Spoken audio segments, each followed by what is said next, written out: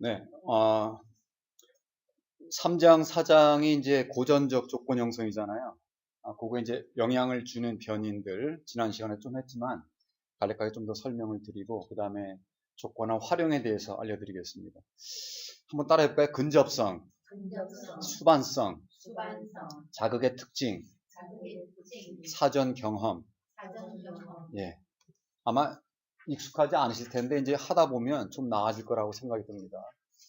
지난번에 드린 것보다 조금 부족한 부분이 있어서 제가 조금 더 정리를 한 것도 있다. 먼저 근접성입니다. 여기 보시게 되면 오른쪽에 그 사각형 있잖아요. 그죠? 사각형이 여기 어떻게 보이세요? 똑같은 사각형이지만 요 가까이 있는 것들이 묶어져서 보이죠. 그죠? 이게 게슈탈트 이론에서 형태주의에서 나오는 얘기인데 가까이 있는 것들이 예를 들면 제가 이게 보고 있는데 여기 골목 몇 개, 1분단, 2분단, 3분단이 있잖아요. 떨어져 있잖아요. 같이 근접한 것끼리 이렇게 보려고 하잖아요. 그런 것처럼 시간적으로 가깝거나 공간적으로 가까울 때 이게 학습이 잘 된다고, 그죠? 그런 얘기가 되는 것입니다. 조건 자극, 예를 들어서 삐 소리가 나고 먹이가 나오고 이거 그 사이 가까워야지 학습이 잘 된다는 거예요. 근데 삐 하고서 하루 있다가 음식 나오고 그러면 안 되잖아요, 그죠? 이렇게. 그래서 지난 시간에 지연 조건, 흔적 조건, 동시 조건, 역행 조건 이런 거 말씀드렸는데 제가 그때 흔적 조건 먼저 약간 미흡했는데 지연 조건이 먼저입니다. 지연 조건, 그 다음에 흔적 조건, 그 다음에 동시, 그 다음에 역행 조건이 되겠습니다. 하여튼 시간 간격, 공간 간격에 가까울수록 학습이 잘 된다. 이게 근접성이 되겠습니다. 그 다음에 이제 수반성이에요. 수반성. 그 아래 그림 보게 되면 여기 이제 파란 거, 녹색깔이가 소리고 빨간 게 충격이라고 한번 해봐요. 그러면 소리, 충격, 소리, 충격, 소리, 충격 이렇게 서로 연결되어 있죠. 예, 수반되어 있다, 의존해 있다는 얘기예요. 그래서 소리가 나오게 되면 그 다음에 충격이 나올 거라고 하는 거를 갖다가 쥐가 이렇게 예상할 수 있겠죠. 예, 동물할 때. 그러니까 이렇게 서로 이렇게 연결되어 있다, 유관하게 연결되어 있다, 그래서 수반되어 있다는 얘기가 되는 것입니다. 그래서 여기 이제 소리가 나오면 충격이 올 거라고 하는 것을 예측을 할 수가 있잖아요. 그러니까 대응하기 편하잖아요. 그러니까 소리가 나오면 그 다음에 충격이 올 걸 알기 때문에 대응을 잘합니다. 그래서 가까이 있는 근접성뿐만 아니라 이렇게 소리가 나오면 충격이 나온다는 걸 갖다가 예측할 수 있어야지 학습이 잘 된다. 이게 수반성이 되겠습니다. 그 아래 보게 되면 여기 이제 연두 색깔이, 녹 색깔이, 그 다음에 빨간 거, 연두색 이렇게 보게 되면 요 위에는 연두색, 빨강, 연두색, 빨강 이렇게 되어 있잖아요. 그 소리가 나오면 그 다음에 충격이 온다는 거가 예측을 할 수가 있잖아.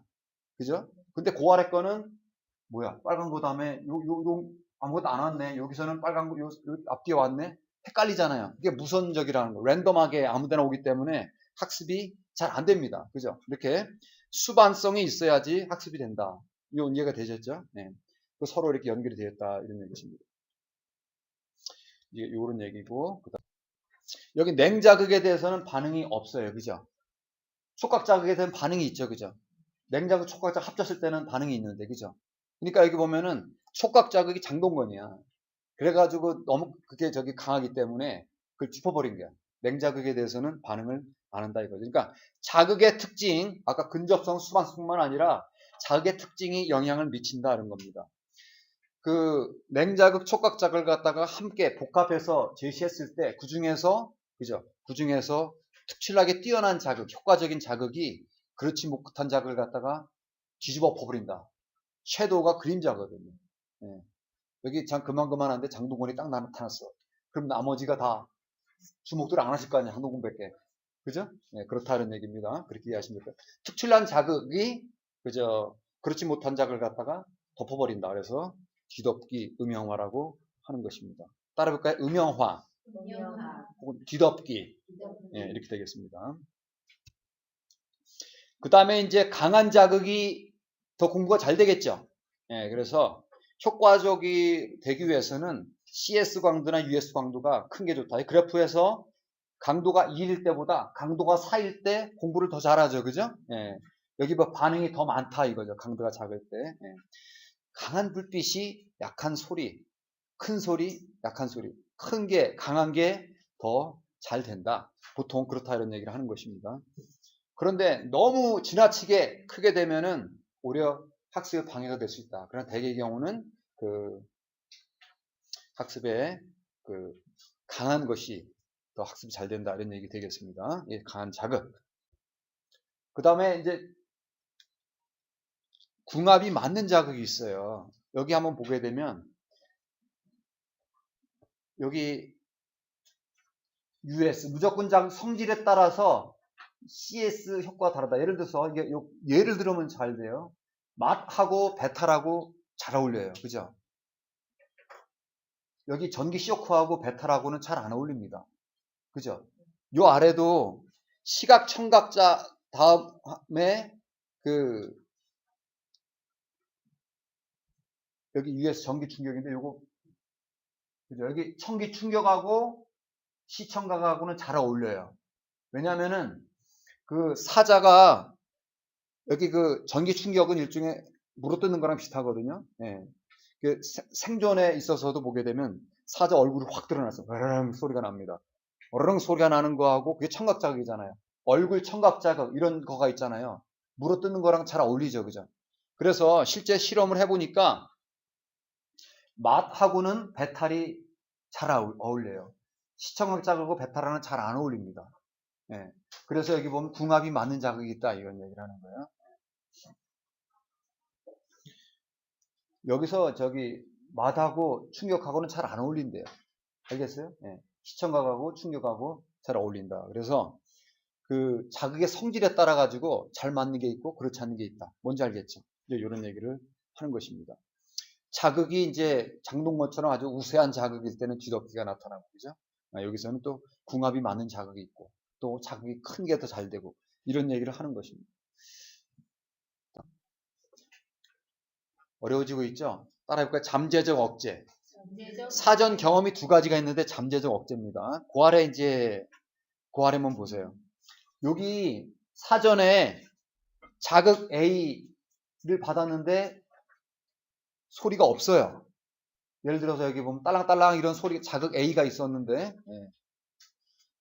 여기에 US에 없어. 소리가 났는데 먹이나 이런 게 없어. 이렇게 하게 되면 어떻게 돼요? 이렇게 하게 되면은 이게 친숙해지는 거야. 소리가 나고 먹이 없는 게 그동안 살아오면서 많이 느낀 거예요. 많이 경험을 했어. 그렇게 익숙해졌는데 그 다음에 한참 지났다가 소리가 났는데 먹이를 주네. 이게 뭐야? 이게 뭐야? 헷갈리네. 왜 생뚱맞게 먹이를 줘? 이렇게 생각되는 거죠. 그러니까 이전에 이런 경험이 없었으면 그죠? 종소리 나고 먹이를 없는 걸 갖다가 계속 평생 살아왔으면 그런 줄 알고 사는데 갑자기 종소리 나는데 먹이를 줘. 이게 뭐야? 생뚱맞게. 그러니까 사전에 그 없는 거를 경험한 거 있잖아요. 자극과 US가 없는 걸 사전에 많이 경험을 하게 되면 그게 억제한단 말이야. 뭘 억제해? 요게 자극, 요 A 있잖아요. 그게 이렇게 그 CS가 되도록 효과적으로 되도록 하는 게 안 된다. 이런 얘기를 하는 것입니다. 이걸 갖다가 잠재적 억제라고 그래요. 예. 그러니까 이제 옛날에 종소리 딸랑 이렇게만 들어왔는데 이렇게 좀 복잡하게 되는 거죠. 사전에 경험했던 것 중에 뭐냐면은 그동안에 다시 한번 종소리하고 먹이 이런 게 아니라 종소리만 들려주고 아무것도 없이 평생 살아왔어. 근데 갑자기 종소리하고서 먹이를 줘. 이게 뭐야 생뚱맞게 이렇게 되는 거죠. 이게 뭐야 생뚱맞게 이렇게 되는 거죠. 그러니까 그런 사전에 경험했던 게 억제를 한단 말이야. 뭘 억제? 여기 자극 A가 그 CS가 되는 걸 못하게 만들어 주는 거다 이거죠. 알겠죠? 그러니까 사전에 이런 경험을 했던 놈들은 이게 CS가 되는 게 어려운데 그러나 사전에 이런 거 있잖아요. 종소리만 들리고 먹이 없는 거 이런 걸 경험 안 한 친구들은 공부 잘 돼요. 근데 사전에 이런 거를 갖다 많이 경험한 친구는 나중에 거길 갖다 주면 이게 뭐야 생뚱맞게 이렇게 생각을 하니까 오히려 학습이 안 된다. 그 다음에 다 됐어요. 차폐입니다. 갑시다. 차폐. 블로킹이라고 하는 거죠. 블로킹. 이거는 어렵죠. 한번 얘기 들어봅시다. 최악락이 있어요. 공부는 재밌어요? 뭐 이렇게. 최양락. 최양락이 이제 충청도니까. 최양락이 코믹 연기를 하잖아요. 재밌죠? 즐거워요. 최양락이, 예, 그, 코믹 연기를 해서 즐거워요. 예. 그런데, 그, 최양락이 코믹 연기한 게 너무너무 확실하게 잡혔어. 그러면 요 앞에다가 어떤 무슨 뭐 이렇게 물이라든가 상표를 갖다 줍니다. 여기 이제 예를 들어서 이제 그 물건 팔으려고 하는 물건하고 그 최양락을 갖다 줘. 코믹 연기를 하면 즐겁죠, 그죠? 그러면 나중에 이 상표만 제시했을 때는 즐거우냐 안 즐거우냐. 그런데 이게 안 즐거울 때가 있어요. 이거를 차표라고 그래요. 이게 뭐냐면은 최양락이 너무 강하게 조건화가 된 거야. 예를 들어서 이런 게 있습니다. 이게 이제 잘해야 되는데 고전적 조건에서 여기 이제 차 있잖아요. 레이싱 거리 있잖아요. 레이싱 거리 있으면 레이싱 거리 섹시하게 딱 앉아 있잖아요. 그러면은 그 차를 팔려고 하는 거냐. 그 예를 들어서 만약에 누구 할까? 연예인 누구 있을까? 연예인 설현이라고 그럴까? 네. 설현이 예쁘잖아요. 설현을 보게 되면은 즐겁죠, 그죠? 설현을 보면 즐거워. 그런데 이제 설현이를 이용해서 차를 한번 팔아봐야 되겠어. 뭐 에쿠스가 있어. 에쿠스로 붙이고 설현을 딱 붙여놨어. 즐겁죠? 설현, 차랑 상표, 차랑 설현이랑 딱 붙여놨어. 즐겁죠? 근데 나중에 차만 보여줬어. 에쿠스만 보여줬어. 별 반응 안 할 수가 있어. 왜? 설현이가 너무너무 그 차를 봐야 되는데 그것만 보는 거야. 그럼 내가 엑스를 봤는지 소나타를 봤는지 벤츠를 봤는지 모르는 거야. 그죠? 그 뭐냐면 설현이 너무 강해가지고 그 벤츠 본 거, 엑스 본 거 갖다 차단해버렸다 이거. 갖다 차폐한다는 얘기야. 차폐. 사전 경험이 이제 그 US 없이 줬을 때는 안 되는 게 잠재적 억제라고 하는 거고 여기서 사전 경험에서 최양락 코믹 연기가 너무너무 재밌어. 설현이 너무 예쁜 게 이미 고도져 버렸어. 그래서 다른 게 붙어도 상관없어. 안 된단 말이야. 그래서 이게 좀 고민입니다. 그래서 그 고전적 조건형 나중에 광고가 나오겠는데 광고 찍을 때에 그 너무 연예인이 너무 강하면은요 광고 효과가 없어요. 그래서 적절하게 돼야 돼요.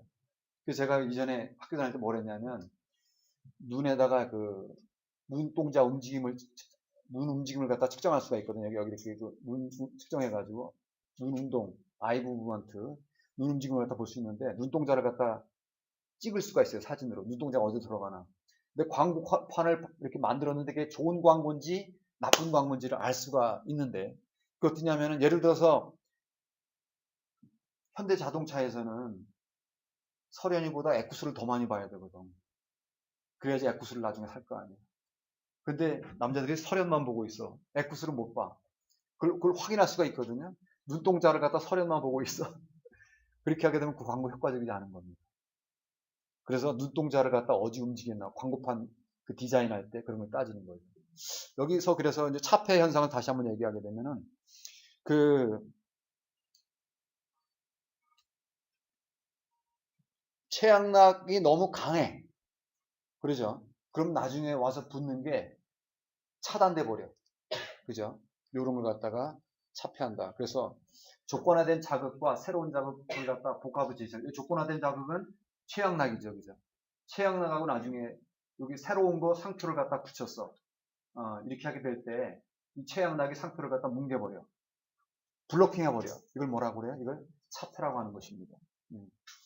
이걸 왜 이런 얘기를 하냐면 이게 학자들이 연구를 하다 보니까 이런 증상들이 나타나더라 이런 얘기예요. 알겠어요? 조금 알만하십니까? 예. 예, 그래서 한번 다시 이게 이제 요약이니까 한번 보세요. CS와 US가 그죠? B하고 B하고 음식이 가능한 가까울 때, 그죠? 가까울 때 학습이 잘 되겠죠. 이게 근접성이고 따라합시다. 근접성.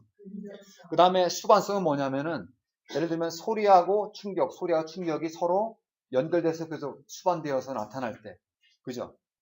예, 그렇게 해야지 학습이 잘 된다 이거야. 랜덤하게 뭐 소리하고 충격하고 따로따로 놀면은 잘 학습이 안 된다. 그죠? 예. 제가 가면 여러분이 무조건 따라와야지 되는 거지. 그죠? 그렇게 해야지 학습이 잘 된다. 그 다음에 여기 자극의 특징에서요. 여기 특출난 자극이 있으면은 그 자극 특성에서 여기 장동건이 있으면 그 주위에 다른 남자들은 매력이 없기 때문에 장동건이 다 뒤엎어버리지, 그죠? 네, 이게 뒤덮기다 이런 얘기고요. 그 다음에 강한 자극, 약한 자극보다는 강한 자극이 공부가 더 잘 된다. 뭔지 알겠죠? 그리고 그 자극이 궁합이 잘 맞는 게 있다. 그래서 시청각 자극하고 전기 쇼크는 잘 맞아. 그죠? 예, 그런 얘기를 하는 것입니다. 사전 경험이 잠재적으로 억제할 수 있다. 뭔지 알겠죠? 예. 사전에 예를 들어 CS만 주고 US를 안 줬을 때, 그죠? 그럼 나중에 CS하고 US를 주게 되면 학습이 잘 안 되더라 이거야. 기존에 US 없이 학습한 것이 뒤에 거를 갖다가 억제해버렸다 이게. 잠재적 억제. 그 다음에 차폐는 뭐예요? 예. 여기 그 CS가 최양락이 너무 강하게 되면, 그죠? 다른 게 붙어도 최양락이 그 상표를 갖다 차단해 버린다. 설현이 현대자동차를 갖다 이렇게 막는다. 이게 차폐가 되겠습니다. 예. 이게 좀 어려운 내용이에요. 기본 개론에서는 얘기를 안 하죠. 이게 교수님, 네. 이론이 네. 자기가 정리가 안 되면 네. 문제를 이렇게 헷갈리게 되면 정말 헷갈리죠. 저도 틀려요.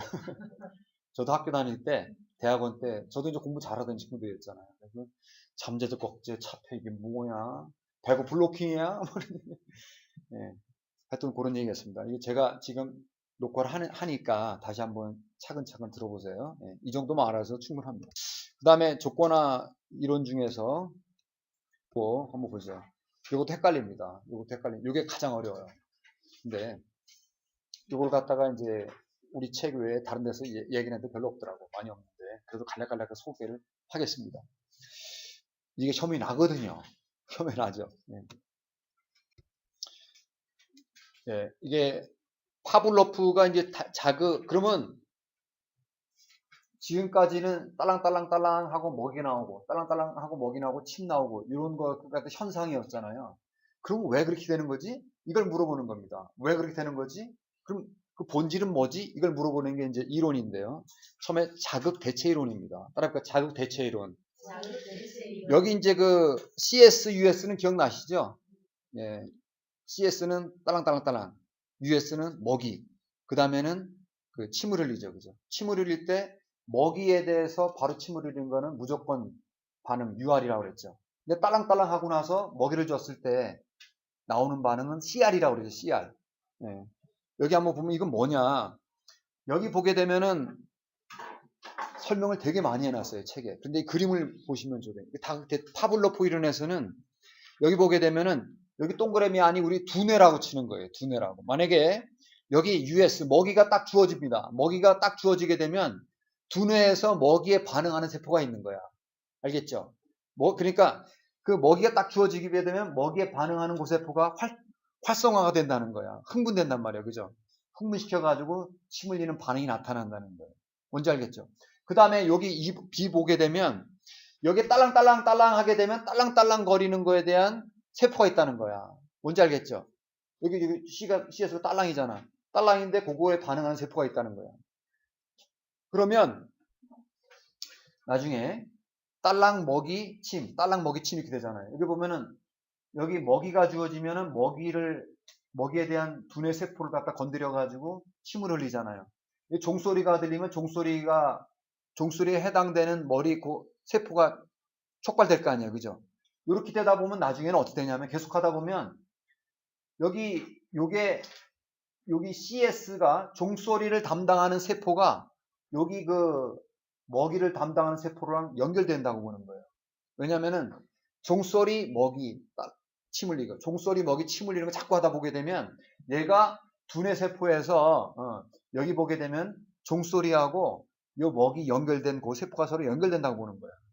파블로프가 그렇게 생각한 거죠. 그러니까는 여기서 보게 되면은 여기는 이제 여기는 UR이라고 그랬죠. UR이 CR로 대체가 됐다 이거야. 여기서 결국 CR하고 UR은 같은 건데 여기서 종소리가 울렸어요. 종소리에 해당되는 세포가 활성화돼요. 예. 그렇게 하다 보면 그게 먹이를 해당하는 고기를 활성화시켜요. 예. 그래서 반응이 나오는데 결국은 요 UR이라고 하는 거는 CR이랑 같은 거다. 여기 UR이 CR로 대체가 됐다. 같은 거다. 이렇게 보는 게 자극 대체 이론입니다. 따라서 자극 대체 이론. 예, 여기 이제 그 그림 설명을 얘기를 했는데 이거를 갖다가 파블로프가 이렇게 설명을 했어요. 이게 이론이라고 하는 거는 왜 그렇게 되는 거지? 이게 파블로프가 왜 그러냐? 파블로프는 그 생리학자예요. 생리학자. 생리학자다 보니까 두뇌 그 신경세포가 어떻게 연결된 거지? 이렇게 보는 거예요. 그렇지 않으면 설명할 수가 없으니까. 이게 자극 대체 이론입니다. 어렵죠? 왜 이런 얘기를 하는 거지? 예. 그래서 그 CR과 UR의 그 연결이 어떻게 되는 거지? 예. 자극 대체는 쉽게 이렇게 하면 돼요. CR이 UR을 대체했다. 이렇게 반응 보면 되는 거예요. CR이 UR을 대체했다. 예. 이게 이제 자극 대체 이론, 대치 이론이라고 설명한 이론이 되겠습니다. 그래서 자극 대치 이론에 묻게 되면은 이 그림을 보고서 A, B, C들을 이해를 하시면 됩니다. 또 하나가 이제 고순위 조건 형성인데요. 그럼 고순위는 뭐냐면은 고순위 고차 조건 형성은 아시죠? 먹이, 딸랑 먹이 침, 딸랑 먹이 침인데 딸랑이 앞에다가 빛을 주게 되면 빛, 딸랑 먹이 침 이렇게 되잖아요. 빛, 딸랑 먹이 침. 그러니까 딸랑이 앞에 하나 더 있잖아. 그죠? 그게 고차잖아요. 그거까지 아실 거고. 그러면 요것도 여기 이제 방금 전에 여기 보게 되면 고차 조건 형성을 어떻게 설명할래? 이런 얘기를 하는 거예요. 알겠어요? 그리고 여기 보게 되면 그 여기 딸랑이가 여기 먹이에 영향을 줘가지고 여기에 그 힘을 흘린다고 하는 CR 대체 반응이 나왔어요. 이게 방금 전에 설명했던 그런 내용이죠, 그죠? 방금 전에 요거 있잖아요, 그죠? 여기서 요게 이제 이렇게 되는 거예요, 이렇게. 네. 딸랑이에 해당하는 그런 뇌세포가 먹이에 대한 세포랑 연결되어 가지고 침을 흘렸다. 이제 요렇게 대체 이론이었잖아요. 그러면은 그거 말고 또 얘를 빛에 해당하는 그런 두뇌 세포도 있을 거 아니에요. 빛에 해당하는 세포. 이것도 빛에 해당하는 세포가 나중에 이것도 연결된다. 이렇게. 빛에 해당하는 세포가 종소리에 해당하는 거랑 연결되고 종소리에 해당하는 게 먹이에 연결된다. 이렇게 된다. 고차 조건 형성은 이렇게 설명하려고 하는 것입니다. 네. 자극 대체 이론. 아직도 이게 의견이 분분한데 파블로프가 이런 식으로 설명을 했습니다. 네. 그래서 CR이 UR을 대체했다. 네, 이렇게 이해를 하시면 되겠습니다. 그 다음에 준비 반응 이론 보겠습니다. 네, 이런 거를 갖다가 아직도 의견이 분분한 거기 때문에 이게 진리는 아니에요. 진리는 아니지만 그 학자들이 이렇게 얘기를 하고 있는 겁니다. 여기 한번 보죠. 고양이가 물으려고 해요. 그렇게 하면 뭐예요? 쥐가 펄쩍 튀고 도망가 버리죠, 그죠? 물으려고 할 때 튀어서 하게 되면 살아가는데 도움이 되죠. 네. 그래서 물려고 하는 거가 전기 충격이라고 비슷한 것 같고 펄쩍 뛰는 거가 이렇게는 여기 이제 고양이 무는 걸 갖다 실제로 실험하기 힘드니까 전기 쇼크로 다 실험을 하는 거예요. 그래서 전기 충격을 하게 되면 펄쩍 뛰는 거. 왜 그런 반응을 하지? 쥐가 이렇게 생각을 합니다. 근데 여기 한번 보세요. 실제로 이렇게 하더라고요. 전기 충격을 주게 되면 쥐가 펄쩍 뜁니다. 제가 실험을 해보니까. 많이 해봤어요. 그런데 소리를 주고 삐 소리가 나고 충격을 딱 줍니다. 그럼 얘가 펄쩍 뛰질 않아요. 그럼 얘가 웅크리고 있습니다. 똥 싸고 좀 싸고 하고 있어요. 왜 그러지? 왜 그럴까? 겁먹어서요. 여기 보게 되면 얼어붙는 거예요. 프리징이라고 그래요. 프리징. 프리지가 뭐냐면은 refrigerator 하면 냉장고잖아요. 프리즈 얼다 이거야. 그래가지고 소리 그다음에 쇼크 하면 얼어붙어 이렇게. 요 앞에 같으면은 충격받으면 펄쩍 뛰어야 되잖아요. 근데 이게 얘가 살아가기 위해서 준비하는 거라고 보는 거예요. 왜냐면은요 여기 고양이가 야옹 거리는 거예요. 야옹 거리고서 물으려고 할 때 그죠? 야옹 소리가 나게 되면은 얘가 물으려고 하는 걸 하고서 이렇게 숨어 있어야 되죠. 야옹 소리 할 때 펄쩍 뛰어봐. 그럼 잡혀먹기 쉽지. 야옹 소리가 났는데 하면은 자기 위치를 드러내기 때문에 펄쩍 뛰잖아요. 그래서 얘가 그 얼어붙는 반응을 하거든요. 이거 왜 그런 거지? 어떻게 설명하지 이거를? 야, 이거는 여기 이제 그 여기 보면은 충격 있죠. 얼어붙음으로 인해 가지고 그죠? 여기 나중에 물으려고 하는 거에 대해서 준비해 가지고 물리지 않게끔 하기 위해서 이런 준비하는 과정이다라고 보는 것입니다. 여기 한번 실제로 보게 되면 충격하면 펄쩍 뛰는데 쇼크 얼어붙어요. 여기 소리가 더 붙었어. 네, 이건 소리가 이제 CS잖아요. 네. 소리가 들려줄 때는 어떻게 해? 펄쩍 뛰질 않고 얘가 얼어붙더라고 이렇게. 이게 그 자연계에서 보게 되니까 그냥 고양이가 발 앞에서 물어 뜯으려고 그러게. 아이고. 물어 뜯었나 보다. 잠깐만요. 녹화적이기 때문에 이게 필요해요.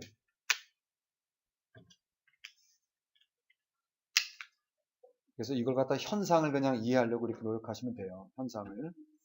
이게 보니까 펄쩍 뛰면은 물으려고 할 때 펄쩍 뛰어야지 할 때 도망가기 쉽잖아요. 그런데 야옹 소리가 나게 되면 그때 더 숨어 있는 게 상책이잖아요. 그러니까 얼어붙는 거죠. 야옹 소리가 나면 얘가 나중에 물을 거에 대해서 준비를 하는 거다. 이런 식으로 설명하고 있습니다. 이게 준비 발음이에요. 선천적인 이런 식으로 되어 있다. 이 전기 충격하면 여기서도 펄쩍 뛰어야 되는데 왜 그럴까? 이런 설명하다 보니까 소리가 들으면은 얘가 물리지 않게 준비하는 과정이 아니겠냐 이렇게 보고 있는 것입니다. 이게 준비 반응 이론이라고 그래요. 레스콜라 와그너 모형을 한번 설명을 드리겠습니다. 이게 가장 어렵고요. 지금까지는 이만한 이론이 없고 혹시 공부해 보셨는데 이해가 되시던가요? 네. 그나마 좀 설명을 드려볼게요.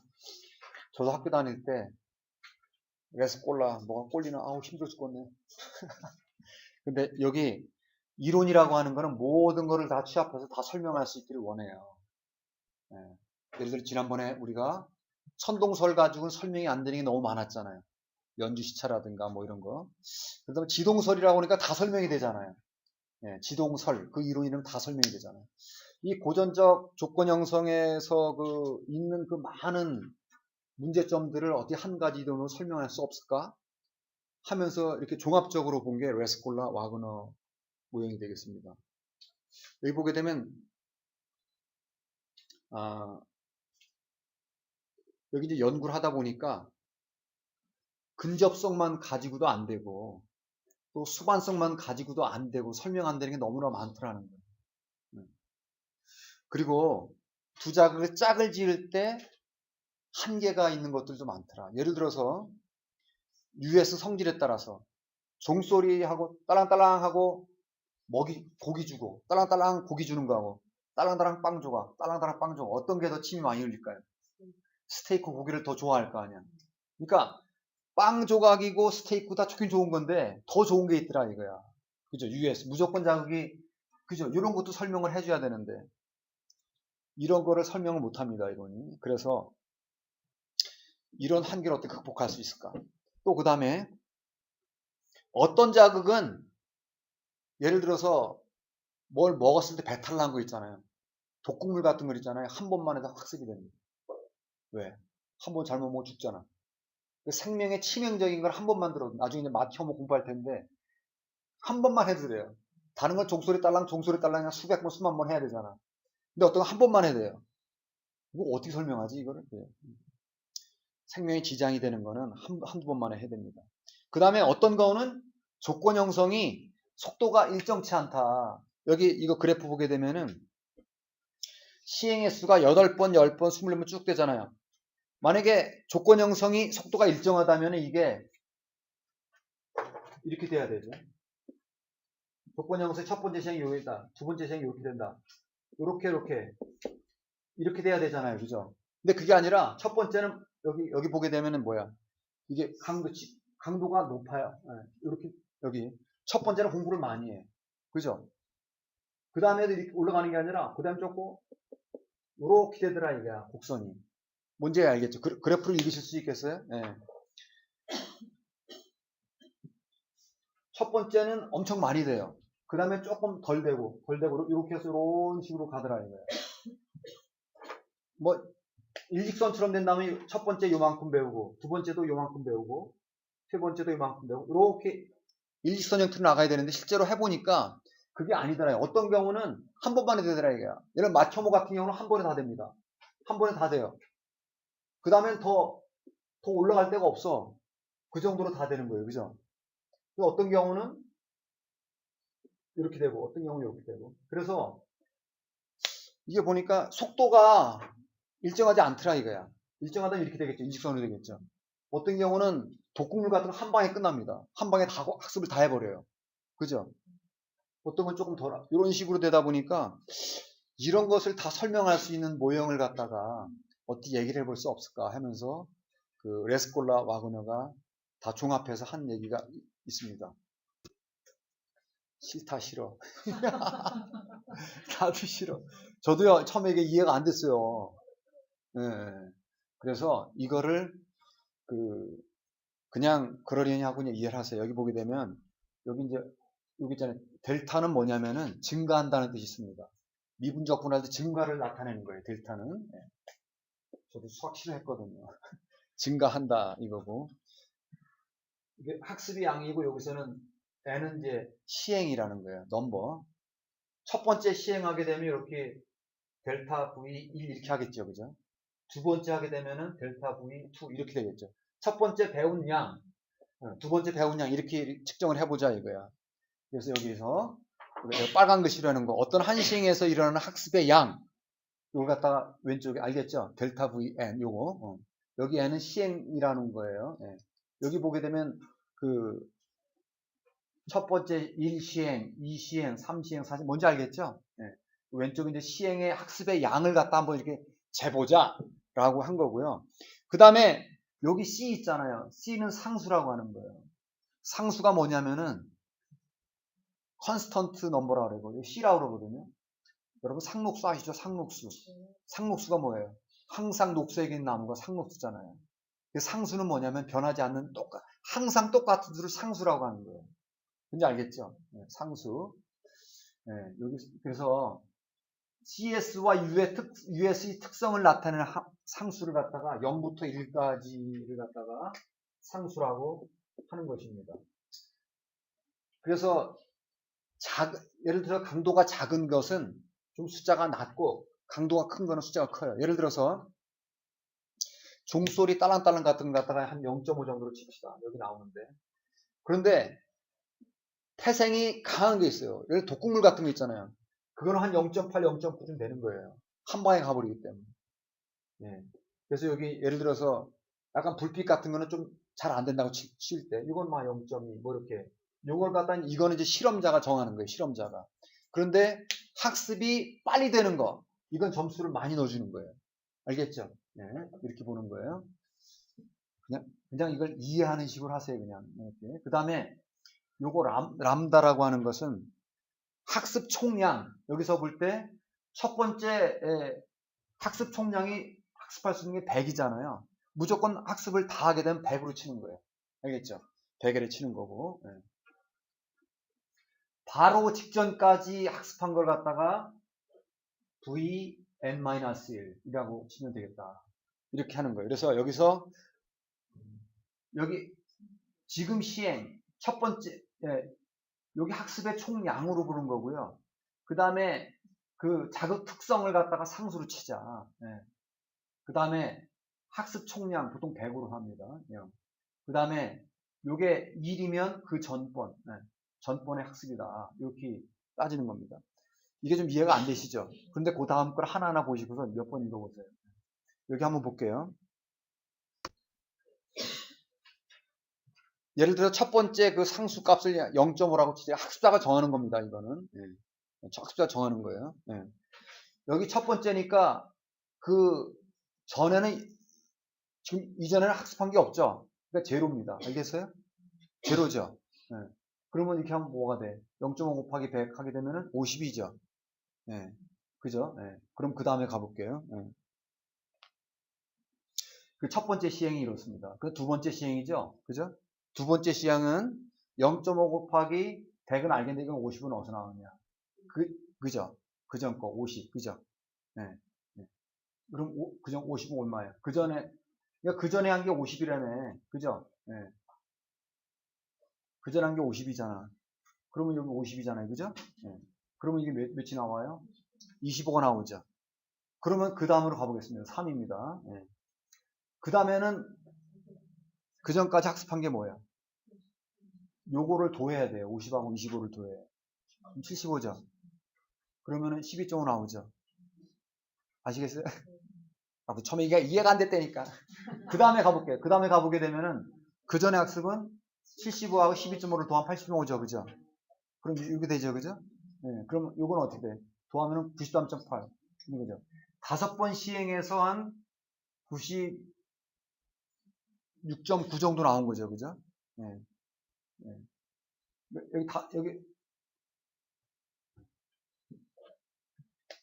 여기 이제 학습이 첫 번째 할 때는 이제 50 정도 나왔고, 그죠? 네. 두 번째는 뭐야? 그죠?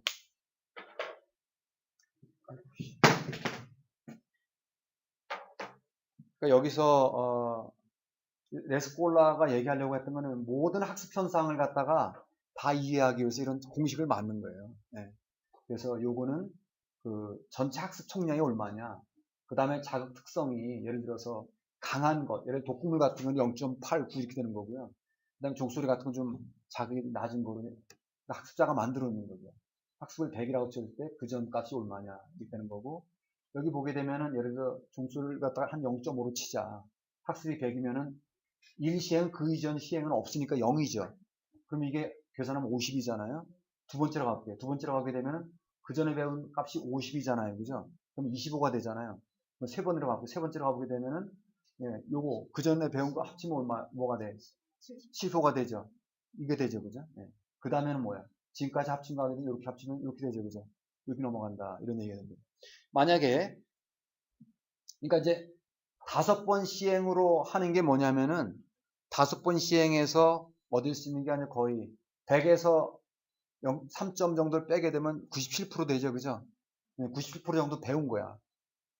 그죠? 5번에 97% 정도 배웠어요. 그러면은 이번에는 자극 강도가 강한 걸 한번 해볼게요. 자극 강도가 만약에 0.8이라고 칩시다. 0.8이게 되면은 어떻게 돼요? 80 맞죠? 80입니다. 그럼 그 다음에 첫 번째 배운 게 80이니까 들어가죠. 그죠? 그렇게 되면 16이잖아. 그지? 그러면 그 제3회 시행에서는 요거 두 개 합쳐야 되죠. 그죠? 96이죠. 그럼 한 점이. 그러니까 여기는 3번 시행해서 거의 97% 가까이. 3번에, 예를 독극물 같은 거 있잖아요. 독극물 먹었는데 죽든 말든 그렇게 사냐? 독극물 먹으면 바로 공부해야 되는 거예요. 그죠? 예. 그냥 선생이 약간 약하게 처벌하게 되면 공부를 더딜 거야. 근데 한 번 안 했을 때 초죽음이면 거의 한두 번만에 학습을 하잖아요. 그죠? 그래서 강도가, 그잖아요. 강도가 독극물 같은 건 강하잖아요. 그죠? 그럴 때는 이게 점수가 높게 되면은 한 두세 번 정도만, 방금 전에 거는 그 5번에 한 97쯤 됐잖아요. 그죠? 여기는 3번에 하면 3점이니까 거의 비슷하잖아요. 3번 정도 거의 학습을 해버린 거야. 예, 이렇게 되는 거죠. 그래서 예를 들어서 여기 책에 설명해 놨는데 독 같잖아요. 독침 한번 맞고 잠깐 죽어. 여기 그 성묘 갔다가 벌 받아가 이렇게 하는 분 있잖아요. 그러니까 이런 사람이 만약에 한 번에 거의 죽을 뻔하게 되면 평생 다시는 그런데 안 가라고 그럴 거예요. 그죠? 바로 학습이 돼버리는 거죠. 예. 그러니까 그 차폐 현상을 이게 설명한다는 얘기입니다. 차폐라고 하는 게 뭐예요? 아까 최양락이 나왔는데 아까 상표 같은 거 있잖아요. 최양락 상표를 최양락이 웃기는 걸 갖고 여러 번 한 너다섯 번 하니까 최양락이 초토가 돼버렸잖아. 거의 학습이 끝났어. 그러니까 다른 거 백날 붙여봤다 다른 학습이 안 돼. 여기 보게 되면은 이미 뭐 저기 한 4번, 최양락 4번 봤더니 거의 99% 다 배웠네. 그럼 다른 자극이 들어와도 공부할 건덕지가 없어. 뭔지 알겠죠? 이런 얘기를 하는 겁니다. 그러니까 여기서 얘기할 때 일어날 학습이, 예를 상표 같은 거가 거의 들어와도 설 자리가 없어요. 그래서 이렇게 생기는 거 아니냐. 이런 얘기를 하고 있습니다. 끝났어요. 조금 알 것 같습니까? 네, 다시 한번 설명할게요. 여기서 독극물 같은 경우는 한 방에 끝나는 거죠. 한 방에. 그래서 여기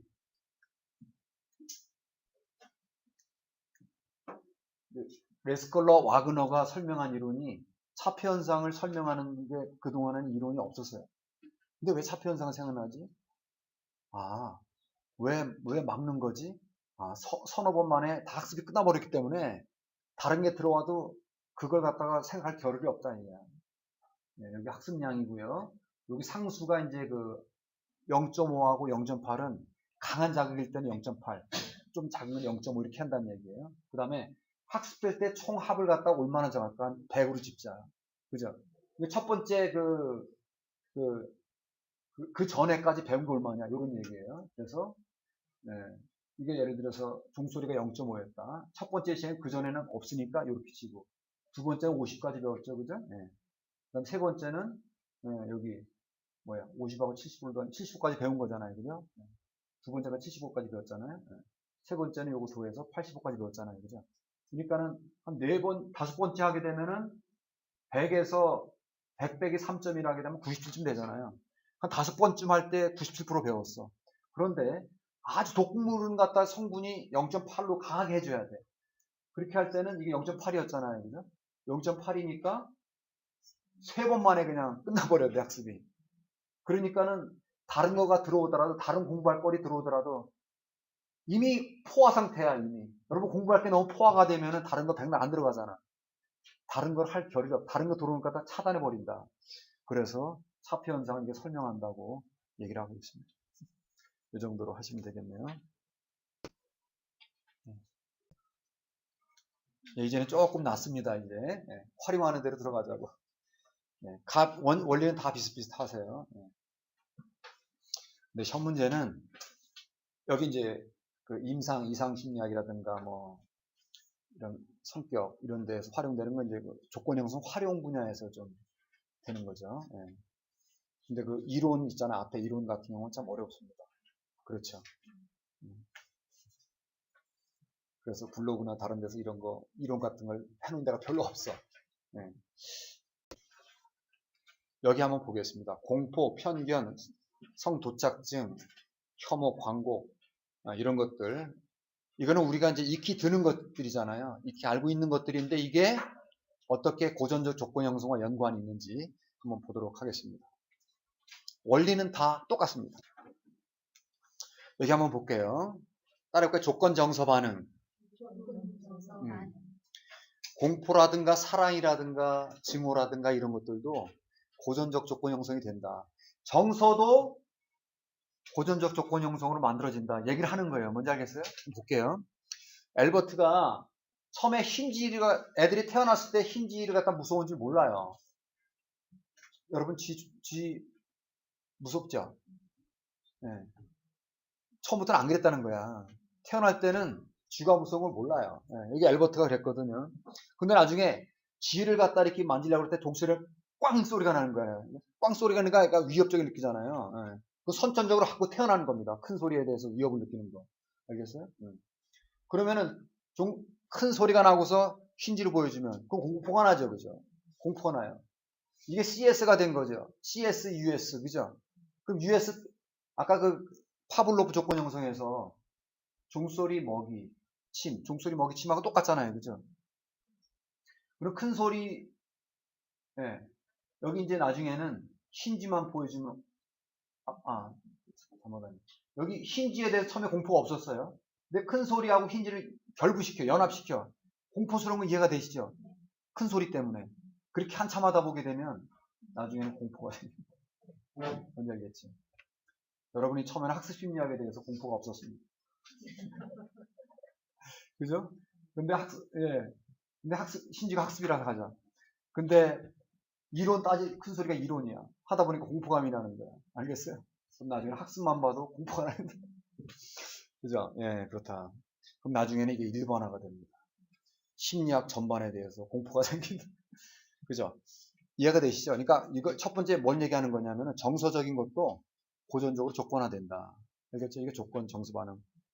다 이런 얘기예요. 그죠? 이런 기본 취지를 아시면 책 내용을 이해하실 수가 있습니다. 그러면 이걸 갖다가 거꾸로도 치료하는 데 도움을 줄 수가 있겠네. 아시겠죠? 여러분 이상심리학 성격심리학 하면서 이상심리학을 왜 배우는 이유가 뭐예요? 성격심리학 배우는 이유가 뭐예요? 지식으로 알려고 하는 게 사람을 도와주려고 하는 거죠. 그죠? 치료법을 갖다 그러면 어떻게 쓸 거냐. 한번 보죠. 여기 조건을 거꾸로 하면 되지 않겠냐 이거야. 이게 역조건 형성입니다. 따라서 역조건 형성. 여기 피터라고 하는 아이가, 피터지나 보다. 토끼를 보면 공포감을 느낍니다. 토끼에 대해서 공포감을 느낄 이유가 하나도 없죠. 그죠? 토끼에 대해서 공포감을 느낄 이유가 전혀 없습니다. 그러면은 토끼에 대해서 공포감을 느끼지 않게 만들었으면 좋겠잖아. 그럼 어떻게 하면 될까? 조건을 거꾸로 한번 만들어 보자. 한번 봐보세요. 여기 이제 저기 그 먼 거리에서 여기 운동장에 토끼가 있어요. 여기서 이제 맛있는 간식을 줍니다. 쿠키라든가 뭐 이런 거 줍니다. 저 멀리 있으니까는 공포나 불안이 없겠죠. 그죠? 예. 예. 그 다음에 조금 가까이 오는 거야. 조금 더 가까운 거래. 저기 강의실 조금 저쪽에서 왔어. 토끼 간식을 주는 거야. 공포를 안 느낍니다. 알겠죠? 그럼 바로 요 앞에 앉아 있는 거야. 뭐 내가 무서울 게 뭐 있어. 그죠? 공포 불안이 없는 겁니다. 그럼 바로 그 앞에 토끼가 오더라도 안 무서워하겠지. 이렇게 되는 거죠. 예. 이게 혹시 체계적 둔감화라고 배우셨나요? 그거랑 똑같죠. 예. 예, 역조건 형성 여기 보게 되면 여기 거미에 대해서 스파이더맨 두려워하시죠? 거미에 대해서 두려워합니다. 그러면은 약간 거리가 멀게, 예, 여기 보게 되면 사진으로 보는 거야 뭐 거미가 무서우겠어, 그죠? 저 멀리 있는 사진을 보니까 두려움이 덜하죠. 좀 가까이 있을 때 뭐 무서워하지 않죠, 그죠? 이렇게. 예. 나중에는 어떻게 돼?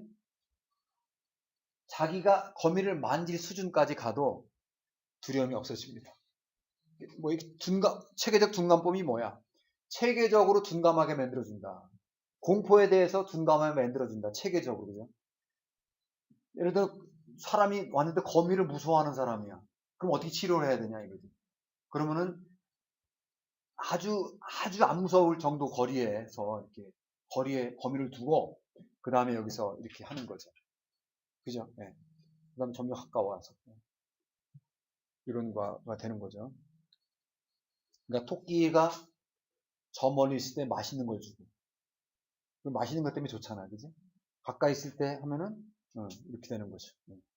이런 식으로 되는 겁니다. 이게 이제 공포 조건화를 공포를 갖다가 역조건 형성을 해서 체계적 둔감법으로 치료를 하는데 활용이 되겠다. 그래서 요즘에는 그 가상현실 있잖아요. 가상현실을 이용해서 치료를 한다고 그러더라고. 혹시 저 같은 경우도 약간 높은 데 올라가면 무서워요. 안 그러세요, 혹시? 강원도에 가보면은 가장 무서워하는 거리가 11m랍니다.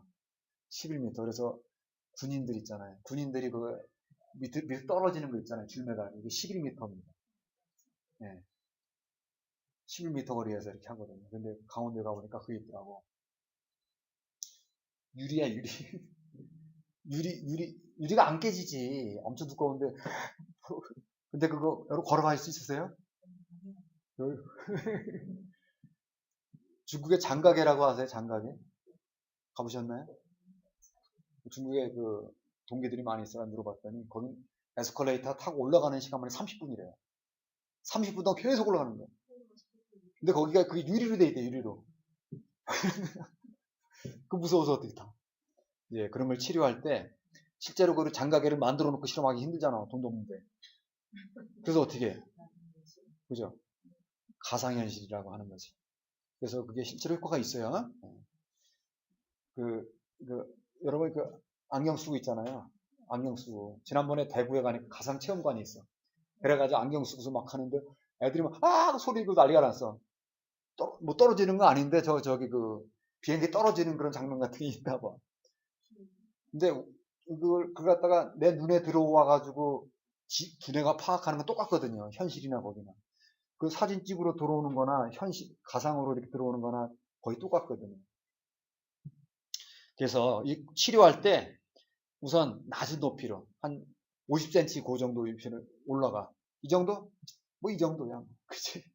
그 다음에 1층? 뭐 견딜만 하네. 2층? 뭐 괜찮네. 아주 높이 올라가서도 괜찮다. 이런 거죠. 체계적으로 해가지고 공포를 줄이는 연습을 하고 있습니다. 요즘에 이제 우리가 과학기술, 실험을 한다는 게 좀 만만치는 않습니다. 옛날에 어린애 가지고 실험하고 뭐 쥐 가지고 실험하고 뭐 이렇게 하고 그랬는데 이제는 가상현실을 이용해 가지고 많이 합니다. 이 공포뿐만 아니라 여러분 저기 운전면허 다 있으시죠? 운전하시죠? 우리 딸 운전할 때 처음에 이렇게 하는데 그걸 갖다가 직접 물론 이제 도로 주행 같은 거 갖다 옆에 조교가 있고 똑바로 못해요 뭐 이렇게 하면서 할 수 있지만 그걸 갖다 진짜 사고 날 수도 있으니까 모의 시뮬레이션 같은 거 하고 그러죠. 효과가 있습니다. 효과가 있어요. 우리 여기 항공운항학과 있잖아요. 여기 실제로 비행기 같은 거 하려면 얼마나 비싸겠어. 그거 수십억 더 되잖아. 한번 떨어지면 어떻게 죽을 수도 있고. 그러다 보니까 여기 시뮬레이션은 모사한다 이거죠. 똑같아요. 그러니까 내 눈으로 들어오는 자극은 실제 비행 상황이랑 똑같아요. 그러니까 조종 훈련할 때 실제로 이제 비행사가 파이로트가 되려면은 연습을 많이 해야 되죠. 근데 이게 힘드니까 돈도 많이 들어가니까 가상현실을 가지고 이렇게 하는 거 합니다. 하여튼 공포를 치료할 때 VR, 버추얼 리얼리티라고 하는 거 가지고 합니다. 그래서 실제로 해보니까 비행 공포증 있잖아요. 비행기 타는 게 무섭잖아요. 예. 그걸 갖다가 비행기를 무서워하니까 통제 집단 실험 안 하는 집단은 안 타. 근데 가상현실 해보니까 탈만하네. 그죠? 예. 고소. 여기 에스컬레이터 꼭대기 장각에 나 안 가. 그러다가 실제로 이제 가상현실을 보니까 갈만하네. 해가지고. 물론 실제로 하면 더 좋겠지. 실제로 하는 거가 이제 가장 많이 타긴 하죠. 그죠? 실제 노출됐을 때. 예. 가상현실도 상당히 효과가 있다. 이런 얘기가 되겠습니다. 왜 그러냐면요. 모든 신체를 통제하는 건 두뇌에서 하는 거예요. 두뇌에서 생각만 해도요 그게 효과가 있습니다. 제가 이제 요즘에 매일 한 문장씩 영어를 외우고 있거든요. 그러면 내가 입으로 얘기를 안 해도 머리로 생각만 해도 그게 효과가 있는 거예요. 그죠? 두뇌에서 한번 훅 터서 나가는 거잖아. 그죠? 그래서 이제 농구 선수를 갖다가 농구하다가 다리를 분질렀어. 그러면 나중에 기부사고 있어야 되잖아요. 실제로 농구를 못 하잖아. 그때는 이제 상상을 하는 거예요. 상상을 하는 거죠. 상상을 하고서 레이업 슛이라거나 이렇게 하잖아요. 그거 상상을 한다는 얘기는 머리에서 실제로 이렇게 하는 거잖아요. 그러니까 실제로 다의 손발을 움직여가지고 농구하는 거나 내 상상으로 갖다 하는 거나 두뇌에서 하는 건 똑같거든요. 그래서 이 가상현실 이런 거 있잖아요. 실제로 맞아요. 알겠죠? 네. 그 다음에 편견 한번 볼게요. 편견. 힘드시죠? 네, 조금만 할게요. 편견은 미리 판단하는 겁니다. 편견을 알 텐데. 여기 한번 보죠. 실험을 할 때 네덜란드라는 단어를 갖다가 선물, 성스러운, 해피 이렇게 좋은 말하고 이렇게 해주고요. 또 다른 집단에는 스웨덴 사람한테는 쓰디쓴, 실패, 못난이 이렇게 부정적인 단어를 보여줬습니다. 이 집단 1에서는 그렇게 했고요. 또 다른 집단에서는 반대로 네덜란드 사람한테는 쓰디쓴, 실패, 못난이 나쁜 것들을 보여주고 스웨덴인한테는 선물, 성스러운, 행복한 이렇게 얘기를 해줬어요. 그렇게 해보니까 처음에는 이렇게 실험 집단에 네덜란드인이 짝지어졌을 때는 이렇게 뭔지 알겠죠? 이렇게 해봤을 때 어떤 편견이 주어지냐면은 실험 집단 1에서는 네덜란드 사람들은 긍정적으로 평가를 하는 거예요. 여기 이제 Y가 뭐냐면은 여기 Y축이 1은 7이 올라가면 아주 불쾌하다는 거예요. 7까지 올라가면 아주 불쾌하다. 알겠죠? 요 아래는 불쾌하지 않다 이거야. 그러니까 불쾌한 점수가 여기 스웨덴 사람에 더 많이 올라갔죠. 두 번째는 불쾌한 게 네덜란드 사람이 더 많이 올라갔죠. 네덜란드인하고 스웨덴인하고는 전혀 그거는 상관없어요. 근데 짝지어지기를 그렇다는 거죠. 그래서 여기 보게 되면은 처음에 네덜란드인이라는 걸 갖다 화면에 딱 보여줍니다. 네. 그 다음에 따라하세요. 네덜란드 화면 보시고 내가 선물하면 선물, 성스러운 하면 성스러운. 여러분이 따라 하셔야 돼요. 이렇게 하다 보니까 사람들이 그 화면에 네덜란드인이 선물 성스러운 이렇게 하다 보면 그 사람이 좋은 생각을 갖게 되고, 스웨덴 사람들은 나쁜 놈 뭐 이런 식으로 하잖아요. 실제로 스웨덴이 나쁜 일이 아니잖아요. 그렇게 하다 보면 편견이 생기더라. 이게 실험에서도 그렇더라. 이런 거죠. 그래서 우리나라 사람들도 일본인 사람들에 대해서는 주로 일본 하면 위안부 이렇게 막 연결지잖아. 그럼 일본은 나쁜 놈 이렇게 하는 거잖아요. 이게 이제 그 편견이라고 하는 게 이렇게 학습 효과가 있다. 이런 거고요. 그러니까 이거 연합이라고 보면 돼요. 어떻게 연합됐느냐에 따라 가지고, 그죠? 어릴 때부터 안 좋은 거로다가 계속해서 이렇게 연합이 되어서 경험한 친구들은 나중에 좋지 않은, 그죠? 병실자가 될 수, 사이코패스가 될 수 있고 뭐 그런 거죠. 그 다음에 성도착증 한번 보겠습니다. 건전한 성관계가 아니라 관음증, 뭐 보면서 만족을 느끼거나 테스티즘, 세디즘, 마조이즘이라고 들어보셨어요 혹시? 여기 이상심리학에 나올 텐데, 예를 들면 세디즘은 이제 자기가 공격적으로 이렇게 강간범들 같은 경우 공격 이런 걸 해가지고 쾌락을 느끼는 거고, 마조이즘은 반대입니다. 자기가 어떤 그 고통을 받음으로써 성적인 쾌락을 느끼는 거죠. 이걸 어떻게 설명하고 있냐면, 여기 학습심리학에서는 전기 충격을 딱 해요. 전기 충격을 주고 다음 먹이를 줘. 전기 충격 주고 먹이 줘. 하게 되면 걔가 뭘 배우니? 아, 전기 충격 다음에 먹이가 오네. 그죠? 군대 가게 되면은 매를 안 되잖아요. 잠이 안 와요. 매가 되면은 그 다음에 잠이 온다는 거 알잖아. 그러니까 매를 맞을 때 쾌감이 오는 거야. 이런 얘기하는 거죠. 그러니까 이전에는 보니까, 그러니까 전기 충격을 즐기더라 이거야. 먹이가 온다는 거 알고. 그러니까 예를 들어서 마조이즘 같은 경우는 얘가 학대를 받았는데 그 후로 성적인 쾌감이, 오르가즘으로 쾌감이 올랐다. 그런 경험을 하다 보니까 나중에 즐기게 됐다 이런 거죠. 그죠? 이렇게 약간 이런 메소이즘에 대해서 이런 식으로 설명을 하고 있습니다. 여기 있는 거는 어떻게 치료하느냐가 중요하기 때문에, 예를 들어서 어떤 아저씨가 그 여자 옷을 입으면은 쾌감이 오는 거예요. 네. 그런 사람도 있다 그러더라고요. 그래서 뭐 팬티 다 걷어가고 뭐 이런 사람이 있다 그러더라고요. 여자 옷을 보거나 입으면서 흥분되는 거야. 근데 그럴 때 그걸 갖다 그런 걸 없애버려야, 그런 걸 갖다 치료해야 되잖아. 그러면 혐오 자극을 주는 거지. 예를 들어서 여자 옷을 입었는데 그때 어떤 구토제 같은 걸 갖다 먹여요. 그럼 여자 옷을 입으면 구토가 난다는 걸 생각하잖아요. 그럼 여자 옷을 안 입게 되겠지.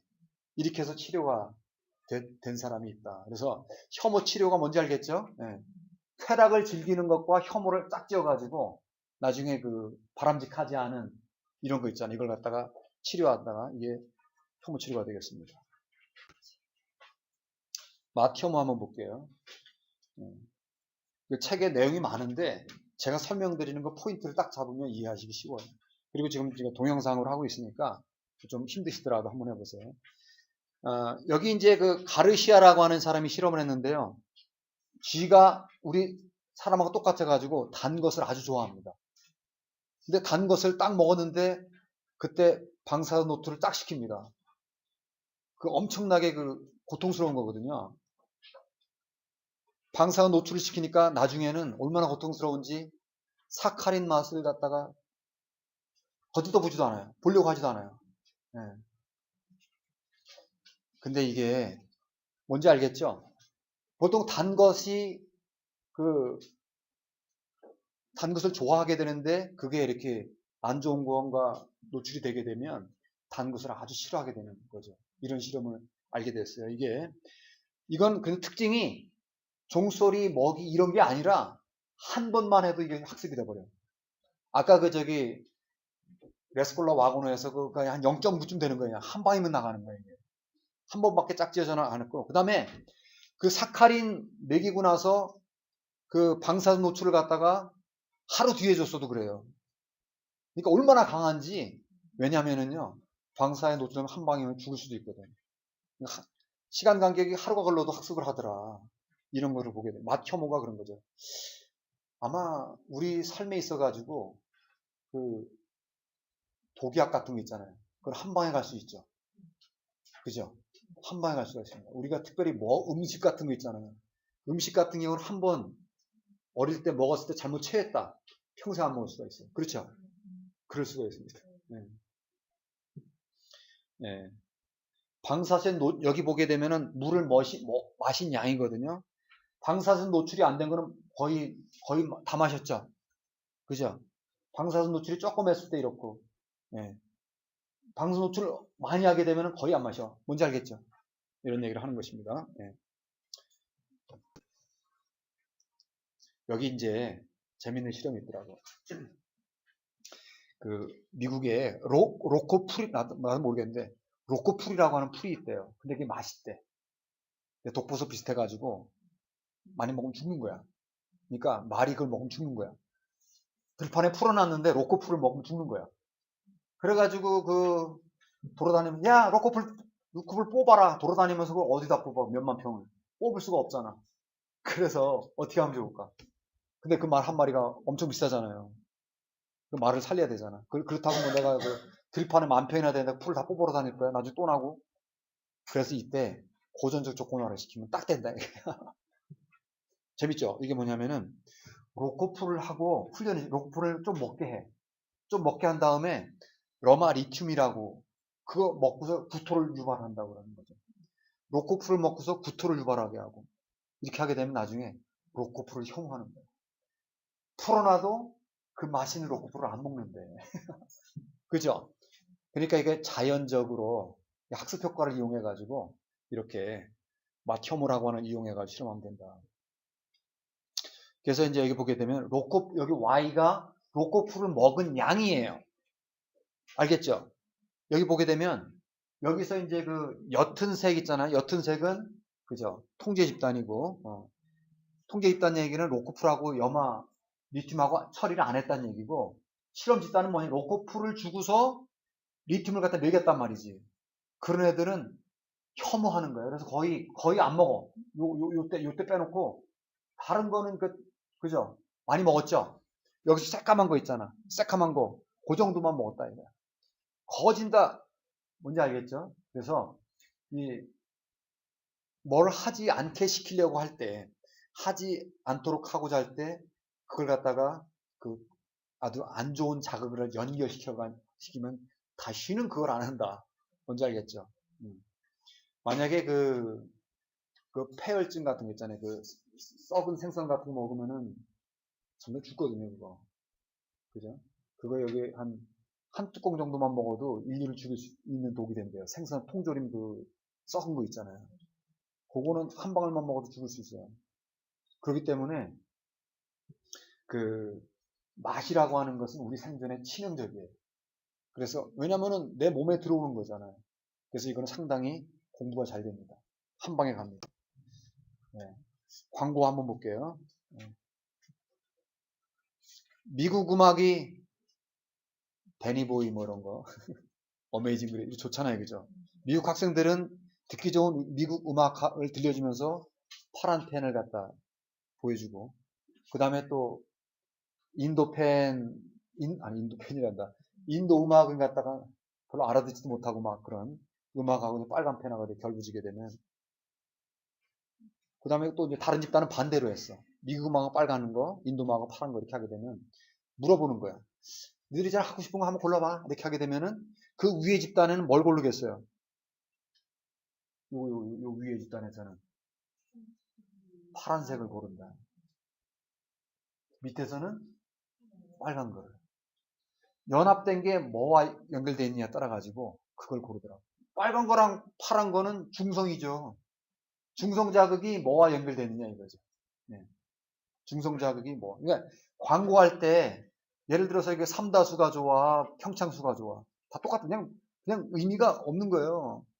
근데 삼다수 할 때 좋은 자극이 오게 되면 그걸 좋아하게 될 수가 있는 거죠. 그죠? 이렇게 해서 서로 이게 고전적 조건은 결국 연합이에요. 연합을 어떻게 시키느냐에 의해서 좋은 것과 연합하게 되면 그걸 좋아하게 된다는 얘기죠. 그죠? 그래서 앞으로도 제가 제 수업을 갖다 좀 어렵지 않은 걸 좋은 걸 좀 해야 될 것 같아요. 아니면 날 싫어할 것 같아요. 그죠? 아니, 농담이고요. 하여튼 이렇게 되는 거 실생활의 말이 합니다. 치약도 그렇다고요.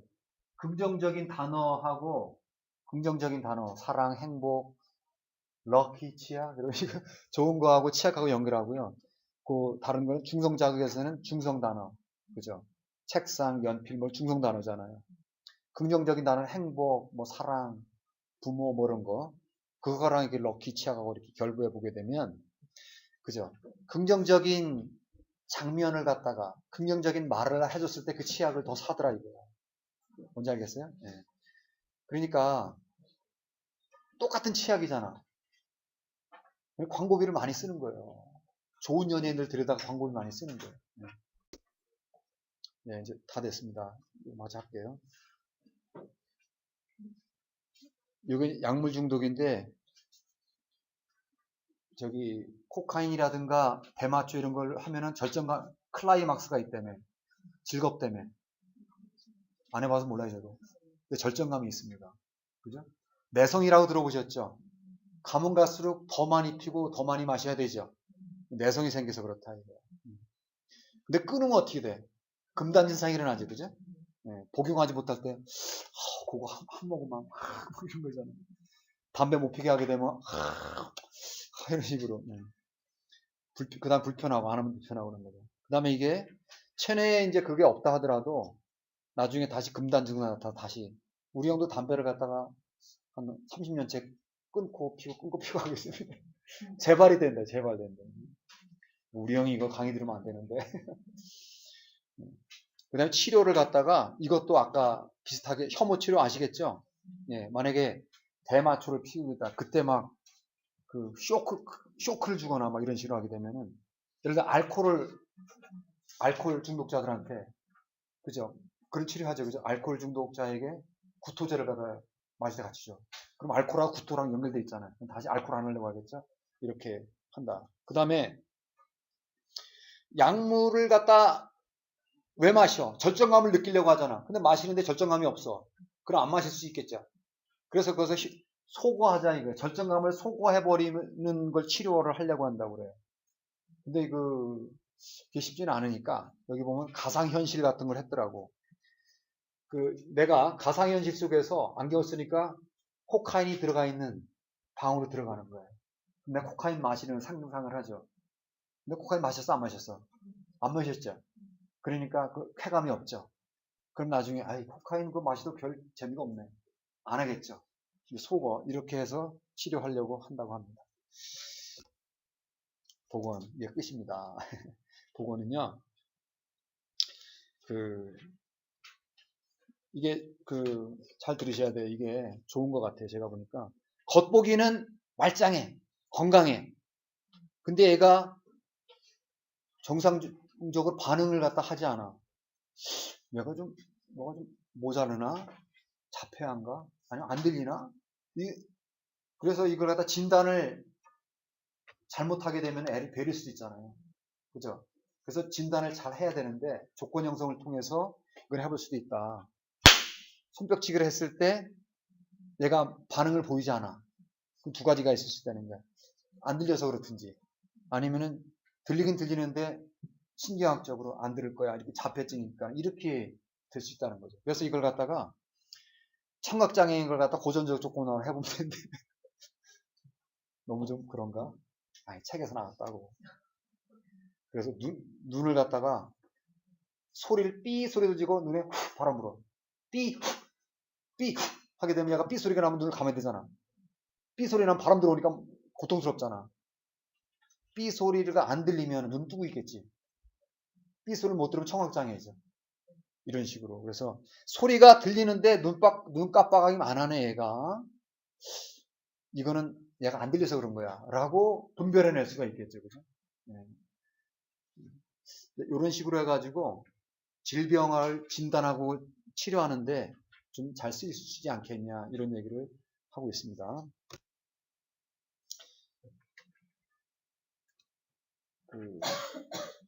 이제 어른들도 지적인 능력이 감퇴하잖아요. 나는 감퇴하나? 모르겠다. 근데 이게 정상 노화의 과정일 수도 있잖아요. 그죠? 근데 그게 치매 때문에 그럴 수도 있다. 그죠? 정상적인 노화의 과정인데 치매로 보면 안 되잖아요. 치매인데 정상인 것처럼 생각해도 안 되잖아요. 네. 그래서 조건 형성 같은 걸 시켜보니까 조건자극, 무조건자극 조사 이렇게 해보니까 그게 반응을 잘하는 사람도 있잖아요. 그런 사람이 치매에 잘 안 걸린대. 그죠? 요렇게 확인하다 보면은 이런 게 반응을 잘하는 사람들은 이분은 이거 치매는 아니겠다 이렇게 약간 지적 능력이 떨어지는 거는 정상적인 그런 능력이 감퇴해서 그렇다 이렇게 볼 수도 있겠다라고 하는 것입니다. 더 자세한 실험 예는 없었고 이 정도가 그 다음에 좀 어려우셔도 참으세요. 면역계 아시죠? 면역은 우리 신체는 면역계가 잘 발달되어 있습니다. 면역계가 발달되지 않으면 죽습니다. 뭔지 알겠죠? 옛날에 마징가 제트 보게 되면은 미사일 날려올 때 딱 방어막을 딱 치잖아요. 외부의 병균이라든가 아니 내부의 병균이 있을 때 갖다가 막아가지고 나를 생존하게 만드는 겁니다. 독성을 없애고 치료를 해주고 바이러스를 파괴하는 것이죠. 건강을 회복하기 위해서 신체적으로 싸우는 것입니다. 그래서 알레르기 같은 거는요. 잘못된 게 내 몸에 들어오게 되면은 뱉어야 되지. 잘못된 게 들어왔는데도 가만히 있으면 죽는 거지. 그래서 잘못된 게 들어오게 되면 알레르기 반응을 일으킵니다. 거기 알레르기가 영어로 알러지인데 알레르기가 원래 단어의 뜻은 뭐냐면은 다른 것이라는 뜻이 있습니다. 내 몸에 맞지 않는 다른 게 들어오게 되면 두드리거나 하거나 알레르기가 있는 거예요. 그죠? 네. 어떤 사람이 토마토가 안 맞아. 토마토가 알레르기가 있는 거죠. 유전적으로 그런 사람이 있을 수가 있어요. 그죠? 그런데 조건 형성이 돼서 그럴 수도 있어요. 토마토는 나한테 안 좋아라고. 토마토를 먹으면 알레르기 나와야지. 근데 토마토를 보기만 해도 알레르기가 생기는 사람 봤어요? 그게 고전적 조건 형성이라는 거예요. 토마토 말고 복숭아 알레르기는 옆에 있어도 나잖아요. 응. 복숭아의 털 때문에. 응. 복숭아 털. 털 때문에 털이 들어와서 있는 거는 실제로 유전적인 그런 신체적으로 된 건데 그림책에 복숭아만 봐도 알레르기 있는 사람이 있어요. 아니 그거 봤더니까 나 학교 다닐 때 같이 자취생활하는데 그 친구는 사과를 못 먹어. 달걀 알레르기도 달걀 알레르기. 심하게 하더라고요. 그래요? 네. 나는 보니까 사과를 얼마나 맛있어 그게. 난 파란 사과 시큼한 거 되게 좋아하는데 레몬도 먹거든요 그냥. 침 나왔지. 그런데 사과를 갖다 봤는데 그냥 부뚝부뚝 일어나는 게 자취생활 같이 하는데 나중에 그림책에 있잖아 사과 얘기만 애플 이런 것만 나와도 알레르기가 있더라고. 그거는요 이건 조건 형성이에요. 사과 먹었어? 아니잖아요. 보고 뭐 이렇게 생각만 한 거잖아. 이건 조건 형성이다. 네. 그러니까 이게 보게 되니까 알레르기도 면역계도 이게 보니까 조건 형성과 연관이 있다는 거예요. 예, 이거 좀 어려운 얘기인데 여러분 책 읽으면 이해가 안 돼. 내 얘기 들어야 돼. 암 있잖아요. 면역계는 질병을 갖다가 암이라고 하는 질병을 갖다 방어해 주는 게 면역계예요. 하루에 1000개 이상의 여러 암 물질이 여러분에 붙어 있거든요. 근데 여러분은 암 안 걸리지? 나도 이게 암 안 걸려. 근데요, 그게 면역계 때문에 그런 겁니다. 근데 암이라고 하는 건 뭐냐면은 면역 기능이 잘 작동을 하지 않아서 생기는 병입니다. 암 환자나 우리나 다 병들은 똑같이 들어와요. 근데 우리가 그걸 이겨낼 수 있다는 거죠. 나이가 들면 이겨낼 힘이 줄어들기 때문에 그게 걸리는 거죠. 네, 그렇죠. 네. 근데 암을 치료하려고 하는 게 오히려 암을 더 강하게 할 수가 있지. 더 암 걸리게 할 수 있다고. 그 대체요법 하는 분들 있잖아요. 이 화학요법이 그렇다고 하더라고요. 보게 되면 암을 치료하려던 화학요법이 오히려 면역 기능을 더 떨어뜨려가지고 이 암은 몰라도 다른 병은 더 잘 걸리게 만들 수도 있고 막 그렇더라. 왜냐면요. 병원에 가면은 주사를 맞으면은요. 주사 알레르기 생기죠. 그죠? 화학요법 같은 게 보게 되면 머리 빠지고 얼마나 고통스러워요. 그죠? 그러니까 보통 암 걸리신 분들이 화학치료 봐줄까 말까 하는 이유가 너무나 고통스럽기 때문에. 고통스럽다는 생각을 하게 되면은 면역력이 취약해지는 거죠. 여러분, 내가 시험을 안 봤잖아. 시험 본다고 하면 그다음부터 암 걸릴 것 같잖아. 안 그래? 맞아요. 저도 그래요. 저는 강의하는 게 그나마 좀 나아요. 여기 보고서 내고 막 그러잖아요. 그럼 새벽 1시 깨가지고 내가 감기 걸리더라고, 그러면. 감기 왜 걸려? 면역력이 취약해서 그런 거잖아. 그러니까 화학요법을 한다고 생각하니까, 그 머리 빠지고 어떻게 막 그런 고민이 생기잖아요. 그게 조건 형성된 거라 이거지. 그동안에 많은 사람들이 화학요법 하게 되면 거의 초죽음이다 이렇게 생각을 하잖아요. 그러다 보니까는 오히려 면역력이 떨어져서 암을 치료하려고 그러는데 오히려 더 면역계를 더 억압해가지고 힘들게 만들었다 이런 얘기를 하는 것입니다. 네.